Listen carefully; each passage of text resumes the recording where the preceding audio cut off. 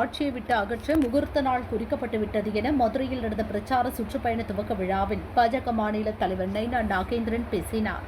தமிழகத்தில் ஆட்சி மாற்றத்தை ஏற்படுத்த அரிய வாய்ப்பு கிடைத்துள்ளது. இதை மக்கள் சரியாக பயன்படுத்த வேண்டும் என மதுரையில் நடந்த பாஜக மாநில தலைவர் சுற்றுப்பயண துவக்க விழாவில் அண்ணாமலை பேசினார். நாமக்கல் மாவட்டம் பள்ளிப்பாளையத்தில் நடந்த கிட்னி திருட்டு சம்பவம் தமிழகம் முழுவதும் அதிர்வலைகளை ஏற்படுத்தியது. இது தொடர்பாக ஸ்டான்லி மோகன், ஆனந்த் ஆகிய இருவரை கைது செய்து போலீசார் விசாரித்து வருகின்றனர். கோவை மாவட்டம் சிறுமுகையில் மென்பட்டு, கோரப்பட்டு சேலைகள் கைத்தறியில் பாரம்பரிய முறையில் தயார் செய்யப்படுகின்றன. இதனை அறிந்து ஜப்பான், ஜெர்மனி, ஆஸ்திரியா, தாய்லாந்து, மலேசியாவை சேர்ந்து கலாச்சார குழுவினர் சிறுமுகை கைத்தறி கூடத்தில் சேலை தயாரிப்பை பார்வையிட்டனர். ஆர்வமுடன் மென்பட்டு சேலைகளை அவர்கள் வாங்கி சென்றனர். பொள்ளாச்சியை சேர்ந்த வங்கி ஊழியர் ஈஸ்வரி வீட்டை பூட்டிவிட்டு வெளியூர் சென்றார். திரும்பி வந்து பார்த்தபோது பூட்டு உடைக்கப்பட்டு வீட்டில் இருந்த 9 பவுன் நகை கொள்ளையடிக்கப்பட்டு இருந்தது. இந்த சம்பவம் குறித்து மகாலிங்கபுரம் போலீசார் விசாரித்து வருகின்றனர். இருமல் மருந்து விவகாரத்தில் குழந்தைகளின் இறப்பு தமிழகத்திற்கு மிகப்பெரிய தலைகுனிவை ஏற்படுத்தியுள்ளதாக தமாக தலைவர் வாசன் சொன்னார். ஆம்னி பஸ் கட்டண உயர்வை தடுக்க அரசு நடவடிக்கை எடுக்க வேண்டும் எனவும் அவர் வலியுறுத்தினார்.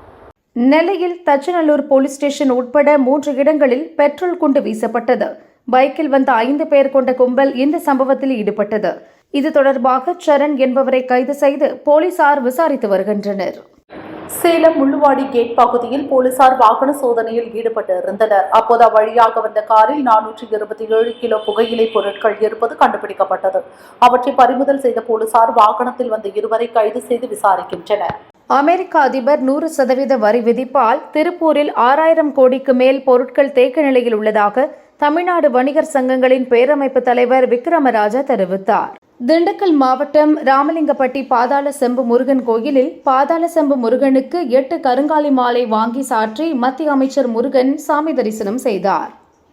தீபாவளி பண்டிகை வரும் 20ஆம் தேதி கொண்டாடப்பட உள்ளது. இதனால் புதுச்சேரி சண்டே மார்க்கெட்டில் ஆடைகள் வாங்க மக்கள் குவிந்தனர். தீபாவளியை முன்னிட்டு ஆடைகள், வீட்டு உபயோகப் பொருட்கள், நகைகள், இனிப்பு பலகாரங்கள் விற்பனை களை கட்டுகிறது.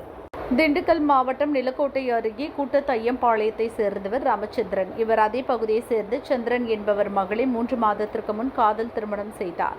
இதனால் ஆத்திரத்தில் இருந்த சந்திரன் மருமகன் ராமச்சந்திரனை அரிவாளால் வெட்டி கொலை செய்தார். போலீசார் சந்திரனை கைது செய்தனர். தேனி, அள்ளிநகரம், வட புதுப்பட்டி, அரண்மனை புதூர் உள்ளிட்ட பகுதிகளில் 1 மணி நேரத்திற்கு மேலாக கனமழை பெய்தது. இதனால் வெப்பம் நீங்கி குளிர்ச்சி நிலவியதால் அப்பகுதி மக்கள் மகிழ்ச்சி அடைந்தனர். மகளிர் ஒருநாள் உலகக்கோப்பை கிரிக்கெட் போட்டி இந்தியாவில் நடந்து வருகிறது. விசாகப்பட்டினத்தில் நடந்த போட்டியில் ஆஸ்திரேலிய மகளிர் அணி 3 விக்கெட் வித்தியாசத்தில் இந்திய அணியை வீழ்த்தியது. எனது கூட்டத்தில் தாவேகவினரை விருப்பப்பட்டு வரவேற்பு அளிக்கின்றனர். கட்சி தலைமையின் அனுமதி பெற்று வர தாவேகவினருக்கு அறிவுறுத்தியுள்ளோம் என அதிமுக பொதுச் செயலாளர் பழனிசாமி கூறியுள்ளார். எதிர்க்கட்சிகள் எந்த நிகழ்ச்சியும் நடத்தக்கூடாது என்பதே ஆளுங்கட்சியின் நோக்கம். அதனால்தான் கரூரில் தாவேக கேட்ட இடத்திற்கு மாற்று இடம் கொடுத்திருக்கிறார்கள். 41 பேர் உயிரிழப்புக்கு திமுக அரசே காரணம் என பாஜக மாநில தலைவர் நைனா நாகேந்திரன் தெரிவித்துள்ளார். விஜய் அரசியலுக்கு வந்த பின் திருமாவளவனின் எண்ண ஓட்டம் குழப்பத்தில் இருக்கிறது. எல்லாவற்றுக்கும் RSS, பாஜ என கூறும் திருமாவளவனின் அரசியல் தரம் தாழ்ந்து மாறியிருக்கிறது என பாஜ மாநில முன்னாள் தலைவர் அண்ணாமலை தெரிவித்துள்ளார். கிராமங்களில் வேதனை மிகுந்த ஆட்சியாக ஸ்டாலின் ஆட்சி உள்ளது. கிராம பொருளாதாரம் லென்ஸ் வைத்து தேடும் வகையில்தான் உள்ளது என எதிர்க்கட்சி துணைத் தலைவர் உதயகுமார் தெரிவித்தார். தவிகவிற்கு நிர்பந்தத்தை ஏற்படுத்தி கூட்டணிக்குள் கொண்டுவர அதிமுக முயற்சிப்பதாக சந்தேகம் எழுகிறது என மார்க்சிஸ்ட் கம்யூனிஸ்ட் மாநில செயலாளர் சண்முகம் கூறினார். ஆம்னி பஸ்களில் கட்டணம் வசூலை கண்காணிக்க சிறப்பு குழுக்கள் அமைக்கப்பட்டுள்ளதாகவும் கூடுதல் கட்டணம் வசூலிக்கும் ஆம்னி பஸ்கள் மீது கடும் நடவடிக்கை எடுக்கப்படும் எனவும் அமைச்சர் சிவசங்கர் தெரிவித்துள்ளார்.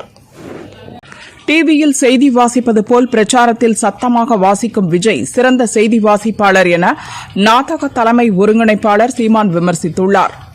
அமிர்தசரஸ் பொற்கோவிலை மீட்பதற்காக ராணுவத்தை அனுப்பிய முன்னாள் பிரதமர் இந்திராவின் ஆபரேஷன் ப்ளூ ஸ்டார் நடவடிக்கை ஒரு தவறான வழிமுறை. அந்த தவறுக்காக இந்திரா தன் உயிரையே இழந்தார் என ப. சிதம்பரம் கூறியுள்ளார்.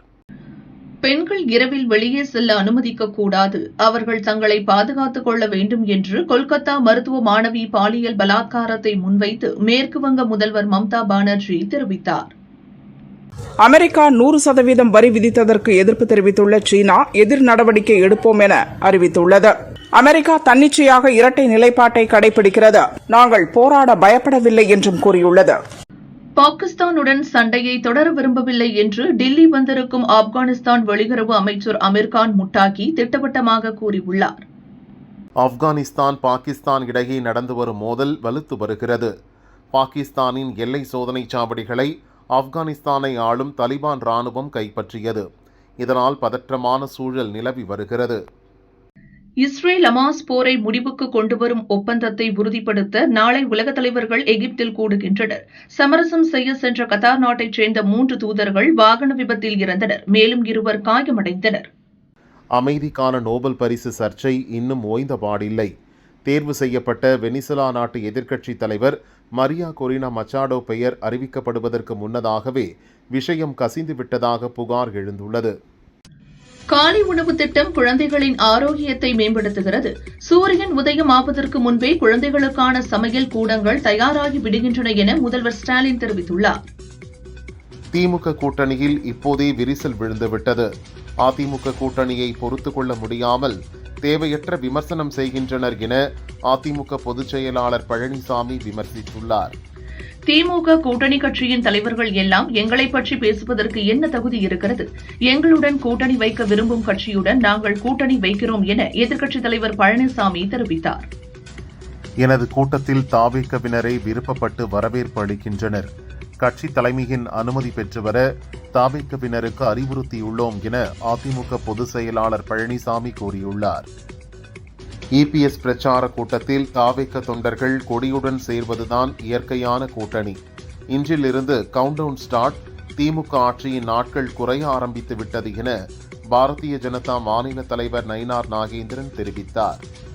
எதிர்க்கட்சிகள் எந்த நிகழ்ச்சியும் நடத்தக்கூடாது என்பதே ஆளுங்கட்சியின் நோக்கம். அதனால்தான் கரூரில் தாவேக கேட்ட இடத்திற்கு மாற்று இடம் கொடுத்திருக்கிறார்கள். 41 பேர் உயிரிழப்புக்கு திமுக அரசே காரணம் என பாஜக மாநில தலைவர் நயினார் நாகேந்திரன் தெரிவித்துள்ளார். விஜய் அரசியலுக்கு வந்த பின் திருமாவளவனின் எண்ண ஓட்டம் குழப்பத்தில் இருக்கிறது. எல்லாவற்றுக்கும் RSS பாஜ என கூறும் திருமாவளவனின் அரசியல் தரம் தாழ்ந்து மாறியிருக்கிறது என பாஜ மாநில முன்னாள் தலைவர் அண்ணாமலை தெரிவித்துள்ளார். கிராமங்களில் வேதனை மிகுந்த ஆட்சியாக ஸ்டாலின் ஆட்சி உள்ளது. கிராம பொருளாதாரம் லென்ஸ் வைத்து தேடும் வகையில்தான் உள்ளது என எதிர்க்கட்சி துணைத் தலைவர் உதயகுமார் தெரிவித்தார். காவிரி பாசன மாவட்டங்களில் உர தட்டுப்பாட்டை போக்க தமிழக அரசு உடனடியாக நடவடிக்கை எடுக்க வேண்டும் என பாமக தலைவர் அன்புமணி வலியுறுத்தியுள்ளார். தமிழகத்தில் பெண்களுக்கு நடக்கும் வன்கொடுமைகளை அரசு கண்டிக்காதது ஏன்?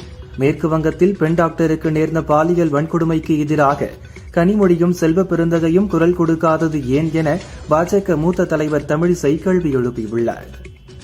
தாவேகாவிற்கு நிர்பந்தத்தை ஏற்படுத்தி கூட்டணிக்குள் கொண்டுவர அதிமுக முயற்சிப்பதாக சந்தேகம் எழுகிறது என மார்க்சிஸ்ட் கம்யூனிஸ்ட் மாநில செயலாளர் சண்முகம் கூறினார். திமுக கூட்டணியில் எந்த குழப்பமும் இல்லை, திடமாகத்தான் இருக்கிறது. கூட்டணி தொடர்ந்து கொண்டுதான் இருக்கிறது என முன்னாள் தமிழக காங்கிரஸ் தலைவர் திருநாவுக்கரசர் தெரிவித்தார். ஆம்னி பஸ்களில் கட்டணம் வசூலை கண்காணிக்க சிறப்பு குழுக்கள் அமைக்கப்பட்டுள்ளதாகவும் கூடுதல் கட்டணம் வசூலிக்கும் ஆம்னி பஸ்கள் மீது கடும் நடவடிக்கை எடுக்கப்படும் எனவும் அமைச்சர் சிவசங்கர் தெரிவித்துள்ளார். டிவியில் செய்தி வாசிப்பது போல் பிரச்சாரத்தில் சத்தமாக வாசிக்கும் விஜய் சிறந்த செய்தி வாசிப்பாளர் என நாடக தலைமை ஒருங்கிணைப்பாளர் சீமான் விமர்சித்துள்ளார்.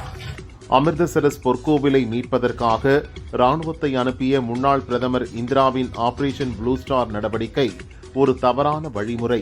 அந்த தவறுக்காக இந்திரா தன் உயிரையே இழந்தார் என ப. சிதம்பரம் கூறியுள்ளார்.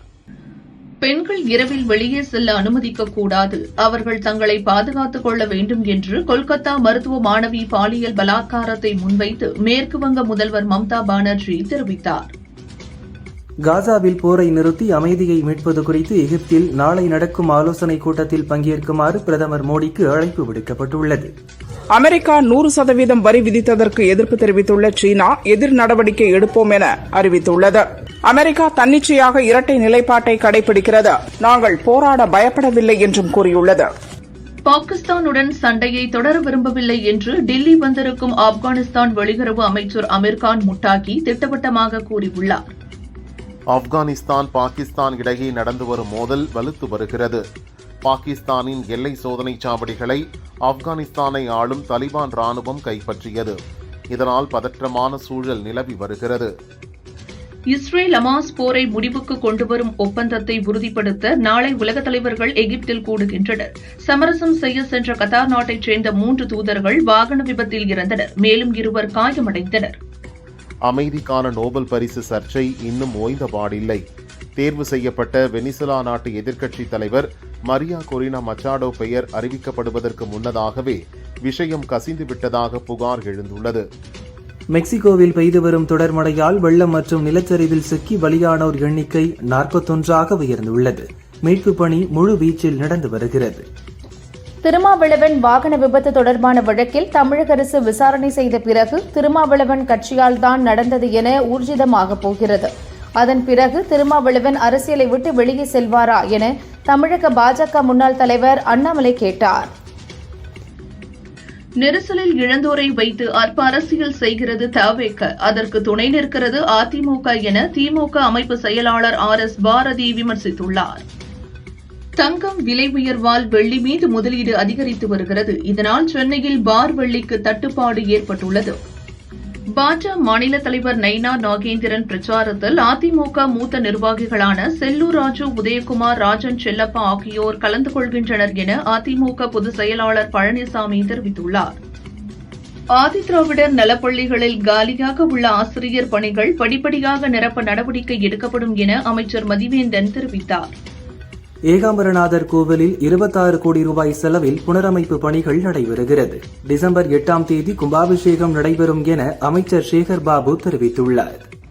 தமிழகத்தில் 2703 நிரந்தர பேராசிரியர் பணியிடங்களை நிரப்ப நடவடிக்கை எடுக்கப்பட்டுள்ளது. இன்னும் 1 மாதத்திற்குள் 2200 நிரந்தர பேராசிரியர்களுக்கு தேர்வு நடத்துவோம் என அமைச்சர் கோவி செழியன் கூறினார். தமிழகம் தலைநிமிர என்ற முழக்கத்துடன் தமிழக பாரதிய ஜனதா தலைவர் நயினார் நாகேந்திரன் இன்று மதுரையில் இருந்து தனது பிரச்சார பயணத்தை துவங்குகிறார். நெல்லை வெள்ளியூர் வடக்கு திமுக ஒன்றிய செயலாளராக சபாநாயகர் அப்பாவு மகன் அலெக்ஸ் நியமிக்கப்பட்டுள்ளார். ஒன்றிய செயலாளர் கிரகாம்பல் மாவட்ட செயலாளராக நியமிக்கப்பட்ட நிலையில் அலெக்ஸுக்கு பொறுப்பு வழங்கப்பட்டுள்ளது. பழனிசாமியை ஒதுக்க வேண்டும், விரட்ட வேண்டும் என்று பலர் நினைக்கிறார்கள். பல சூழ்ச்சிகள், பல பிரச்சனைகளை தகர்த்தெறிந்து அதிமுகவின் அலங்கார தேவதையாக அவர் இருக்கிறார் என முன்னாள் அமைச்சர் ராஜேந்திர பாலாஜி தெரிவித்துள்ளார். கரூர் சம்பவத்துக்கு பிறகு அதிமுகவும் தாவேகாவும் நெருங்கி வருவது திமுக, காங்கிரஸ், அமமுக மட்டுமின்றி பாரதிய ஜனதாவையும் பீதியடைய செய்துள்ளது. தேசிய பாதுகாப்பு படை சார்பில் பெண்களின் கர்ப்பப்பை புற்றுநோய் குறித்து விழிப்புணர்வு ஏற்படுத்த 300 கிலோமீட்டர் தூரம் செல்லும் சைக்கிள் பயணம் மகாராஷ்டிரா தலைநகர் மும்பையில் உள்ள மும்பை கேட்டில் துவங்கியது. ஆப்கானிஸ்தான் வெளியுறவுத்துறை அமைச்சர் அமீர்கான் முட்டாகி இன்று டெல்லியில் பத்திரிகையாளர்களை சந்திக்க உள்ளார். இந்த சந்திப்பில் பெண் பத்திரிகையாளர்களும் பங்கேற்கலாம் என்று அழைப்பு விடுக்கப்பட்டுள்ளது.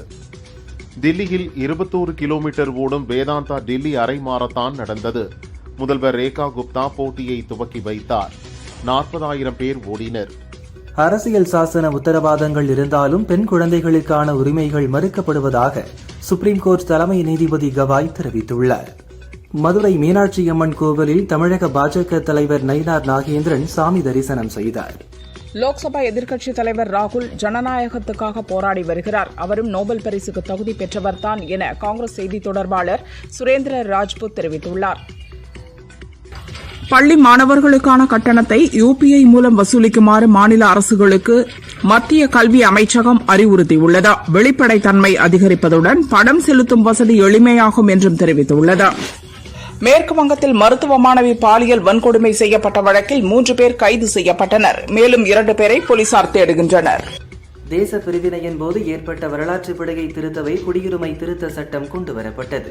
பாகிஸ்தான் மற்றும் வங்கதேசத்தில் இருக்கும் இந்துக்களுக்கு இந்திய மண்ணின் மீது முழு உரிமை இருக்கிறது என மத்திய அமைச்சர் அமித்ஷா கூறியுள்ளார். சென்னை மணலி புதுநகர் ஐயா வைகுண்டர் தர்மபதியில் தேரோட்ட திருவிழா வெகு விமரிசையாக நடந்தது. தேரோட்டத்தை பாரதிய ஜனதா மூத்த தலைவர் தமிழிசை வடம் பிடித்து இழுத்து துவக்கி வைத்தார். ஆயிரக்கணக்கான பக்தர்கள் பங்கேற்று சாமி தரிசனம் செய்தனர். ராமநாதபுரம் மாவட்டம் முதல் நாடு கிராமம் எல்லைப்பிடாரியம்மன் கோவிலில் ஆண்கள் மட்டும் வழிபடும் வினோத திருவிழா நடந்தது. 5000த்திற்கும் மேற்பட்ட ஆண்கள் மலர் மாலையுடன் வந்து எல்லை பிடாரி அம்மனை வழிபட்டனர். சென்னை கோயம்பேட்டில் உள்ள தேமுதிக அலுவலகத்திற்கு வெடிகுண்டு மிரட்டல் விடுக்கப்பட்டுள்ளது. மர்ம நபர் ஒருவர் சென்னை கட்டுப்பாட்டு அறைக்கு போன் செய்து வெடிகுண்டு மிரட்டல் விடுத்தார்.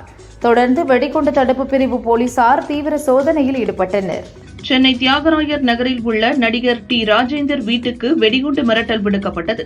மோப்பனாய் உதவியுடன் வெடிகுண்டு தடுப்பு நிபுணர்கள் சோதனை நடத்தினர். தீபாவளி பண்டிகைக்காக சொந்த ஊருக்கு செல்ல திருப்பூர் ரயில் நிலையத்தில் ஏராளமான புலம்பெயர் தொழிலாளர்கள் குவிந்ததால் ரயில் நிலையம் ஸ்தம்பித்தது. ஜன்னல் வழியாக ஏறி இடம் பிடித்தனர். கிருஷ்ணகிரி மாவட்டம் ஊத்தங்கரை அருகே ஸ்கூட்டியில் சென்று கொண்டிருந்த பெண் காவலர் ரமாமணி மீது எதிரே வந்த பைக் மோதி விபத்துக்குள்ளானதில் ரமாமணி உயிரிழந்தார். இந்த விபத்து குறித்த வீடியோ வெளியாகி அதிர்ச்சியை ஏற்படுத்தியுள்ளது. பாஜக மாநில தலைவர் நைனா நாகேந்திரன் தமிழகம் முழுவதும் மேற்கொள்ள இருக்கும் பிரச்சார பயணத்தின் போது அவர் பயன்படுத்தக்கூடிய பிரத்யேக பிரச்சார வாகனம் இன்று மதுரைக்கு கொண்டுவரப்பட்டு தொடக்க விழா நடைபெறும் மேடைக்கு அருகே நிறுத்தப்பட்டுள்ளது. திருவாரூர் மாவட்டத்தில் கடந்த 3 நாட்களாக பெய்த கனமழையால் அறுவடைக்கு தயாராக இருந்த 5000 ஏக்கர் நெற்பயிர்கள் வயலில் சாய்ந்து விழுந்தன. இதனால் விவசாயிகள் வேதனையடைந்துள்ளனர். கோவையில் ரோலக்ஸ் என்ற காட்டு யானையை பிடிக்க அழைத்து வரப்பட்ட 2 கும்கி யானைகளுக்கு மதம் பிடித்ததால் டாப் ஸ்லிப்பிற்கு திருப்பி அனுப்பப்பட்டன. தற்போது ரோலக்ஸை பிடிக்க சின்னத்தம்பி என்ற கும்கி யானை கம்பன் பகுதிக்கு அழைத்து வரப்பட்டுள்ளது. தேனி மாவட்டம் சுருளி அருவியில் யானைகள் நடமாட்டம் இருப்பதால் சுற்றுலா பயணிகள் குளிப்பதற்கு வனத்துறையினர் தடை விதித்துள்ளனர். தீபாவளி பண்டிகைக்கு இன்னும் 1 வாரம் உள்ள நிலையில் திருப்பூர் புது மார்க்கெட் வீதி, குமரன் சாலை, காமராஜர் சாலை உள்ளிட்ட பகுதிகளில் புத்தாடைகள் வாங்க ஏராளமான பொதுமக்கள் குவிந்ததால் போக்குவரத்து பாதித்தது. தாவிக திண்டுக்கல் மாவட்ட செயலாளர் நிர்மல்குமார் ஃபேஸ்புக்கில் முதல்வர் நீதிபதி குறித்து அவதூறாக பதிவிட்டதாக சானார்பட்டி போலீசார் அவரை கைது செய்து விசாரணை நடத்தி வருகின்றனர். காரைக்குடியில் பாரதிய ஜனதா மாநில தலைவர் நயினார் நாகேந்திரன் நாளை பிரச்சாரம் செய்யவுள்ளார். நயினார் நாகேந்திரனை சிவகங்கை மாவட்ட தலைவர் பாண்டித்துரை தலைமையில் பாரதிய ஜனதாவினர் ஹெலிகாப்டர் மூலம் மலர் தூவி வரவேற்க போலீசாரிடம் அனுமதி கேட்டுள்ளதாக மாவட்ட தலைவர் பாண்டித்துரை தெரிவித்தார். சென்னை வியாசர்பாடியில் இறுதி அஞ்சலிக்காக வைக்கப்பட்டிருந்த ரவுடி நாகேந்திரனின் உடல் முன்பு அவரது இளைய மகன் அஜித்துக்கு ஏற்கனவே நிச்சயித்த பெண்ணுடன் திருமணம் நடந்தது. குழந்தைகள் உயிரிழப்புக்கு காரணமான ஸ்ரீசன் ஃபார்மா நிறுவனம் பல்வேறு விதிமீறலில் ஈடுபட்டிருப்பது மத்திய மருந்து தர கட்டுப்பாட்டு கழக அதிகாரிகள் ஆய்வில் தெரிய வந்துள்ளது. தமிழக மருந்து நிர்வாகத்துறை மீதும் மத்திய மருந்து தர கட்டுப்பாட்டு கழகம் குற்றம் சாட்டியுள்ளது. தமிழகத்தில் 108 ஆம்புலன்ஸ் சேவைக்கான காத்திருப்பு நேரம் சராசரியாக 7.57 நிமிடங்களாக குறைக்கப்பட்டுள்ளதாக சுகாதாரத்துறை தெரிவித்துள்ளது. கொடைக்கானல் மேல்மலை மற்றும் கீழ்மலை கிராமங்களில் உலாவரும் காட்டு யானைகளால் பொதுமக்கள் மற்றும் வாகன ஓட்டிகள் அச்சமடைந்துள்ளனர். யானைகளை வனப்பகுதிக்குள் விரட்ட வாகன ஓட்டிகள் கோரிக்கை விடுத்துள்ளனர். செய்யாற்றில் ஏற்பட்டுள்ள வெள்ளப்பெருக்கால் காஞ்சிபுரம் மாவட்டம் வெங்கச்சேரியில் உள்ள தடுப்பணையை தாண்டி தண்ணீர் ஆர்ப்பரித்து செல்கிறது. செய்யாற்றில் குளிக்கக்கூடாது என்று எச்சரிக்கை விடுக்கப்பட்டுள்ளது. திருச்சி ஸ்ரீரங்கத்தைச் சேர்ந்த 3 வயது ஆண் குழந்தை செயின் டாலரை விழுங்கியது. அறுவை சிகிச்சை இல்லாமல் அரசு மருத்துவர்களால் டாலர் வெளியில் எடுக்கப்பட்டது. காஞ்சிபுரம் வரதராஜ பெருமாள் கோவிலில் வடகலை தென்கலை பிரிவினர் விட்டுக் கொடுத்து செல்ல வேண்டும் என அமைச்சர் சேகர் பாபு வேண்டுகோள் விடுத்துள்ளார். இலங்கை கடற்படையினர் கைது செய்த மீனவர்களை விடுவிக்க வலியுறுத்தி ராமேஸ்வரம் மீனவர்கள் 2வது நாளாக வேலை நிறுத்த போராட்டத்தை நடத்தி வருகின்றனர். காஞ்சிபுரம் மாவட்டத்தில் உள்ள 4 கோவில்களுக்கு சொந்தமான 53.38 கிலோ எடையுள்ள தங்க நகைகள் தங்க முதலீட்டு திட்டத்தின் கீழ் பாரத ஸ்டேட் வங்கியிடம் ஒப்படைக்கப்பட்டது. ஹாசூர் கெலவரப்பள்ளி அணைக்கு நீர்வரத்து அதிகரித்துள்ளதால் அணையிலிருந்து வினாடிக்கு 2999 கன அடி தண்ணீர் வெளியேற்றப்படுகிறது. இதனால் தென்பெண்ணை கரையோரம் வசிக்கும் மக்களுக்கு 3வது நாளாக வெள்ள அபாய எச்சரிக்கை விடுக்கப்பட்டுள்ளது.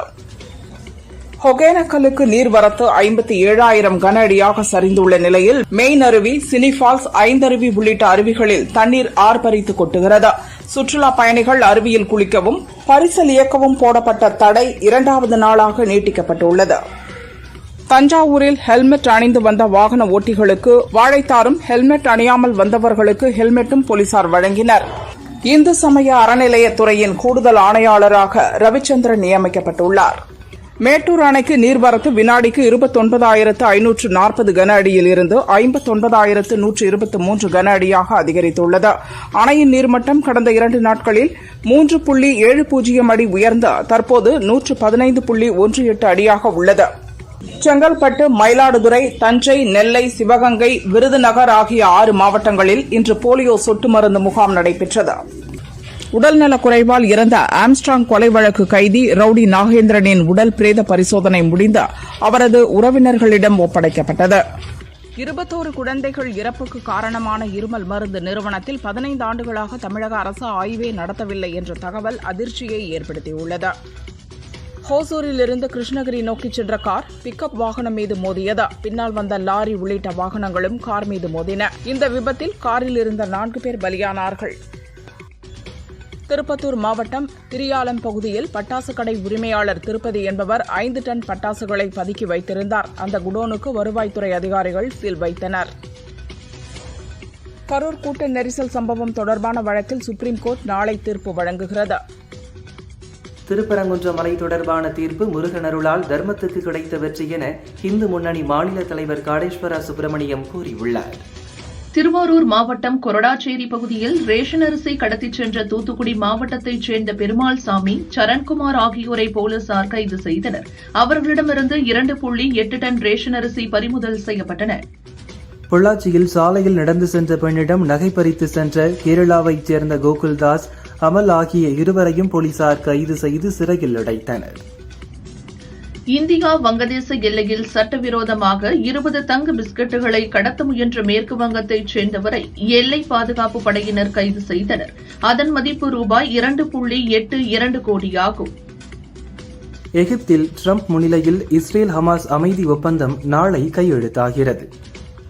பாகிஸ்தானுக்கு பதிலடி கொடுக்கும் வகையில் எல்லையின் பல்வேறு பகுதிகளில் ஆப்கானிஸ்தான் தாலிபான் படைகள் தாக்குதல் நடத்தினர். இந்த தாக்குதலில் பாகிஸ்தான் ராணுவ வீரர்கள் 12 பேர் கொல்லப்பட்டனர். ஹிந்தியில் தனுஷ் கிருத்தி சனோனை வைத்து தேரே இஸ்க்மே படத்தை இயக்கியுள்ளார் ஆனந்த் எல் ராய். தமிழிலும் டப்பிங் ஆகிறது. அடுத்து நீண்ட காலமாக தான் எடுக்க நினைத்த நயன் அவேலி எனும் ஃபேண்டசி படத்தை இயக்கவுள்ளார்.